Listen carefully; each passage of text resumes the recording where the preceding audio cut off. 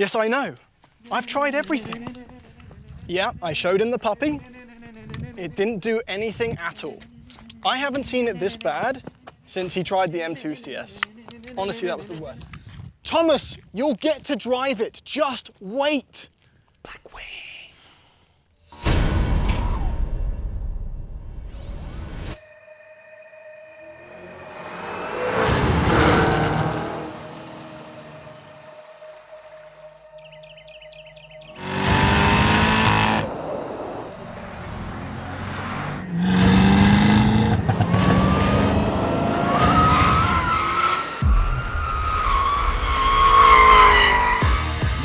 Throttle House. I'm Thomas. And I'm James. And this is the CT5-V.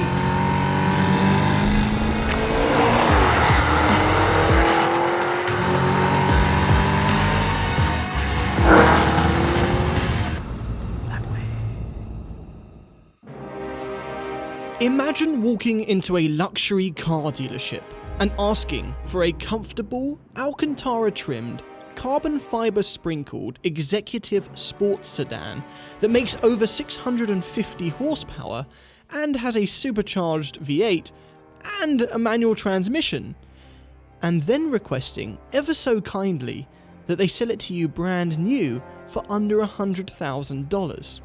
They'd probably laugh in your face. Unless you happen to be standing in front of one of these, apparently. Needless to say, our expectations for this vehicle are sky high. On paper, the recipe is perfect. Let's see if they made magic happen. If you're new to Throttle House, we do car reviews, track tests, and quite a lot of messing around. So subscribe and hit the bell.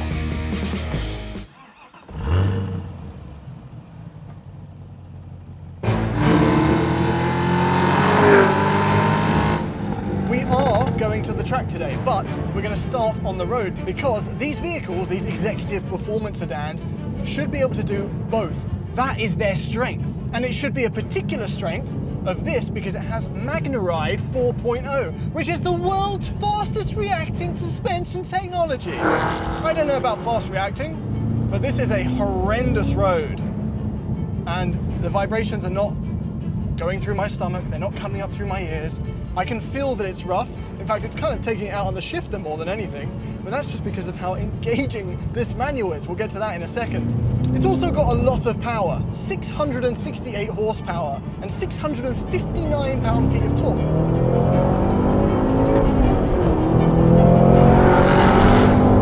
It is the engine from the Z01 and the C7 Z06, that LT4, and they've shoved a 1.7 litre Eaton supercharger on top of it.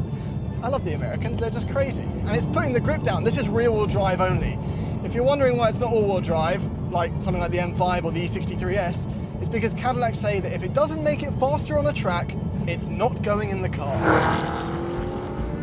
But even with that power, it's not intimidating. In fact, at low speeds, in all the comfort modes with V mode off, it's actually quite a subdued car. Up until about 3,000 RPM, you could fool me into telling me this was just a turbocharged, gentle engine. The manual's easy to get on with. The clutch is a bit springy, and there's no surprise in that, because if you look at the spring, it's absolutely huge. But at least I'm aware of where the engagement point is. Yeah, it's easy. It's actually a lovely, lovely, purposeful shifter. But then, you know, if you just want to put it into V mode, all the metrics go into the red zone. The sound changes.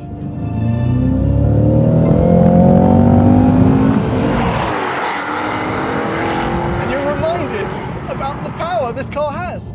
And you know, the red line at 6,500 doesn't actually sound like much, but if you drop down to second gear,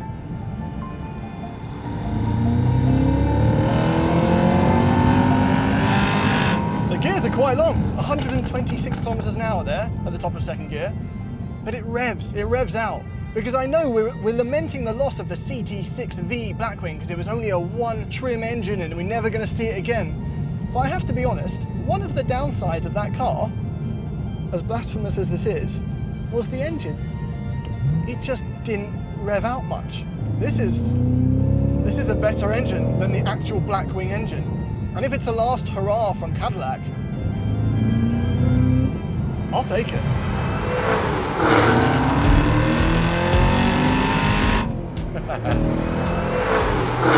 So my biggest concern with a car like this is that, well, we're gonna test the performance on the track in a minute, but it has to be fun out here. It has to be an engaging vehicle to drive. And first of all, as you know, it comes standard with a manual transmission. Saying those words even feels weird these days. At the very least, with great V8 comes great sound. This thing bellows and it barks and it shouts the way that you'd expect a big V8 to do. I'm not getting any supercharger noise though, and maybe just a little bit would have been nice, but you know, gee, that's a downshift. But you know what, it's not overcomingly loud, it's not deafeningly loud. I'm even in the most V modes that you can be in. I can hear it kind of echoing off the trees, but it is just a really good old-fashioned V8 noise. There is a catch to all of that though. With a full tank of fuel, the range that it's showing me after just kind of blasting around on a back road here is 199 kilometers. It's like 120 miles. That, oh, sorry, it just went down to 197 kilometers. That's like just as bad as a GT500. So yeah, it's a brilliant car on the road. It is. It's fun, it's well calibrated, it's well damped, it's not too loud, and I can hear just enough of the engine to enjoy it. Okay, I know that both this and the trim below both have V's in them, but this is like 300 horsepower more than that. This is a completely different car, because it's Blackwing.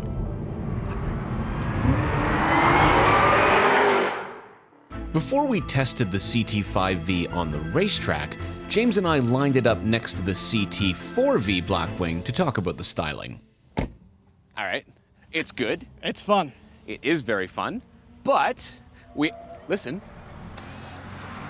They're singing the song, my people. We're at a racetrack. Oh, the birds, yeah. The seagull almost stole our lunch a second ago. Mine. It does need to be good at the track. Which is weird, because you think $100,000 sedan, who's going to track it? People do. People do. They really do. The E63S, that old versus new we did, both owners of those cars track their E63Ss. Track their cars, yep. The M5 CS, we'd like to think it gets tracked. I would hope that it does. Yeah. Yeah, I feel like you're missing an opportunity if you're not.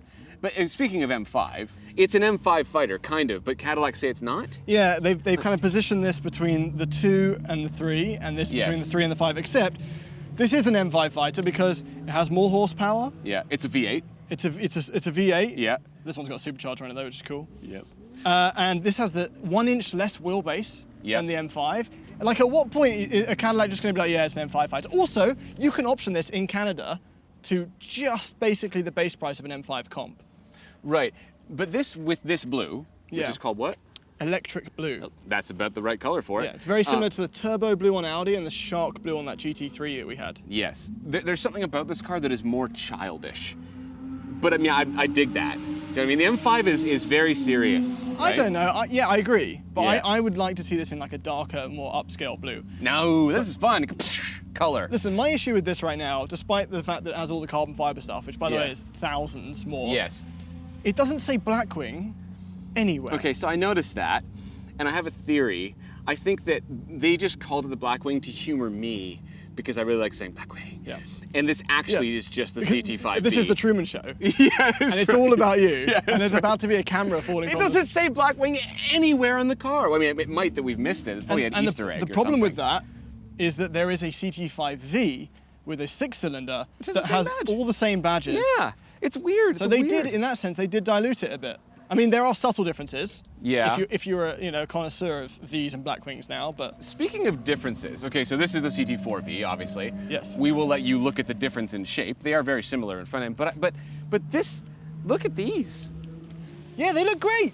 Why can't you get them on the CT5-V Blackwing? That's not fair. If you are actually doing comparisons, you know what's one small thing I like about the CT4-V over the CT5-V Blackwing? What? Oh, real door handles. Real door handles. Yeah, they went all. Why did they do one for one and not the other? It is kind of strange, but I actually like the little hook in the rear window more on that than I do on this. Even though it's completely fake. This is too simple. That's okay, it doesn't matter. It's style. It's style. It's style. Yeah. I actually like these wheels too. I feel like that's a point of contention with some people, but I think they look really neat. And there's a little bit of a dish to them. I'm a sucker for a dish. Yeah. I do like a good dish. Can we look at the interior? Yeah. Okay. All right. Okay. No soft close. No soft close. We don't need soft close. This has the rest. It's got cooled seats. It's got massaging seats. It has all the stuff. It does have all the stuff. What it doesn't have, though, is a certain level of leather quality that you'll get in a German car. But that's surely where the cost saving is, because the base price is quite a lot less than the others. And even for the base price, you get a lot of stuff in here. And there's a lot of, there's really, really, really good points. Like, for example, right, 3 things really off the bat. Home button. Physical home button always takes you back. This is incredibly intuitive. Big, easy to use buttons. Nowhere if you're coming from a CTS-V, huge jump. Yes. We have a rev match. It has rev match, but you can just turn it on and off with a button. I don't need to turn the traction control all the way off like you do in an M2. It is missing a manual handbrake. Yeah, I honestly prefer a manual handbrake, no question. It's even missing an electric handbrake button here. Right, there's one over here. It's a little nipple over there. Once you get used to that, though, you're probably fine, but I do definitely prefer a manual handbrake. In place, we have this little spot for my key. Why is the key red? The car is blue. The key is red because this matches the color of the brake calipers. Stupid. That's awesome. I mean, what is stupid is that it's chipped already in And this car. it doesn't say Blackwing on it either. No. Oh, this is a Blackwing? This is a Blackwing. I didn't know. So these are the carbon fiber bucket seats. They look great from the back. Quite a few seat options actually. Yeah, these are they're comfortable. They are. Yep. Have you found Blackwing? Oh my god. Oh my god, I found a Blackwing. They've Easter egged the Blackwing. Okay, hold on. Quick Blackwing hunt. Do you see it anywhere else? No.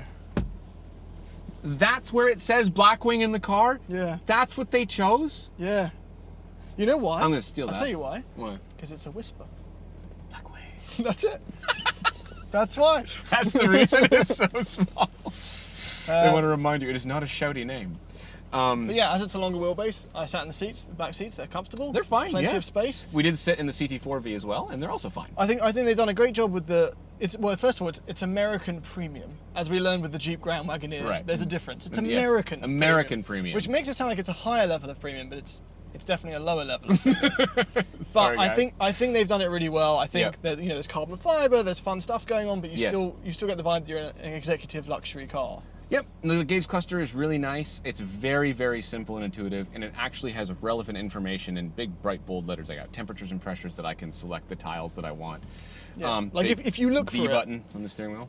Well, yeah, which these look like they should be sliders, but they're not. No, if you go and switch to V mode. I thought I was in V mode. But you pressed V mode active. Okay, now you can adjust them. So it's kind of like the M choosing screen. Yes.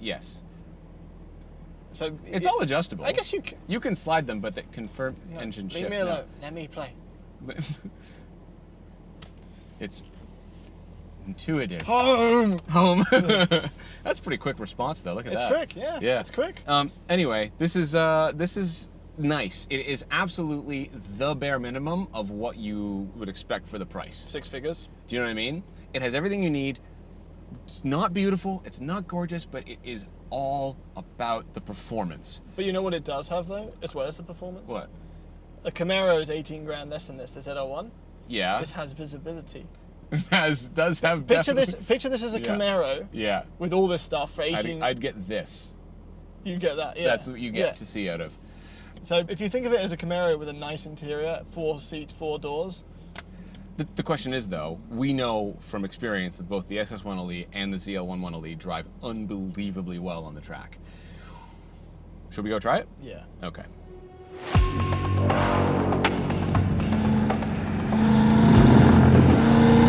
Okay, on to the track. V mode, and then I'm going to use this little Manatino down here and go to race 2. The most aggressive traction setting. The power is abundant. It's not M5 level. But then the way the rest of this is dialed in, it almost feels very E63S-y. I mean, it certainly has as much loyalty to the rear end as an E63S, in that it wants to lose it all the time. This is very similar to our home track in that it's tight and technical, except there's more gradient, so you've got to be a little bit more on it. Oh yeah, it's alive. So we have this car on PS4Ss, and it's managing the grip levels fantastically. But thanks to the way they've dialed in this chassis, the confidence you can take these corners it just defies the weight and the class of car. And the damping is as superb applied on track as it is on a bumpy road. It's just compliant. I can smash over these curbs like they're nothing, and it probably wouldn't sacrifice a lap time. I will say there's a little bit more understeer than I thought there would be, but you can control it with the throttle. But then even now I'm feeling the tool gearing because I was wrong before. It's like over 130 kilometers an hour at the top of second gear, which on this track, you don't really need to go into third gear that often. You can do most of the whole thing in second gear, and that kind of takes away from the fun of the manual. But the chassis, oh, the chassis. Chassis, what does that mean? We always say that. Chassis is the backbone of the car, the structure, what fundamentally makes a car a car. It's where the suspension mounts, where the panels stick on, where the glass goes, where the engine sits into. And this car has a very good one of those. It's called the Alpha Chassis. Alpha Chassis 2, actually. If you make a chassis good, the rest of the car can be good. It stays stiff so the suspension can do its job. The mounting points are in the correct spots so that all the things that are bolted to it mean the weight distribution is good. From the ground up, this is fundamentally a really good sports car. And out here, I can verify that. And these dampers are nuts. I can just drive over whatever the hell I want, and it doesn't upset the balance of the car. It's just a really good thing. It's just, holy shit. Woo! That limited slip differential, the ELSD in the back, you can feel it locking up, sending power to both wheels. Power is linear. Everything is smooth and predictable. I will say, James mentioned this and he's right. There is a little bit too much corner entry understeer. I'm feeling that front push on entry, but I have such good use of the engine and the differential that I can neutralize it. So you turn in, a little bit understeer, I can feel it there, dab a throttle, and I can just manage the car right out to the exit of the corner. Perfect. Beautiful. That's what I want. It doesn't have the turn-in punch of an M5. It doesn't have the power of an M5, and it doesn't have the poise and sophistication of any of the BMWs. It really doesn't. But dare I say it's more fun? I think it is. Yeah. Between an M5 and this, with the exception of the M5 CS, which is way more money, I'll have one of these, please.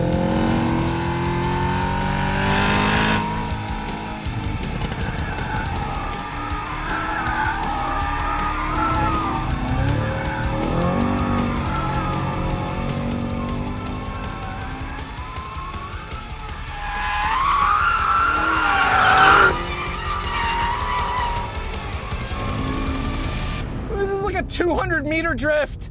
It was easy too, easy. What a sensational car to drive. Oh, it's so fun. Listen, it's not the sharpest thing. It's not the most precise track weapon.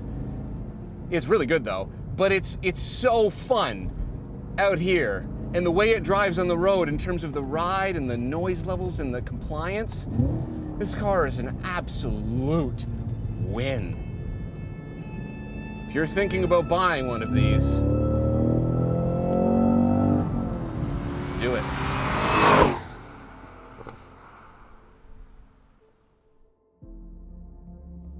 So, on paper, the recipe is perfect. And in real life? Yeah, it's damn close. From a driving perspective, it is pretty much the E63S experience.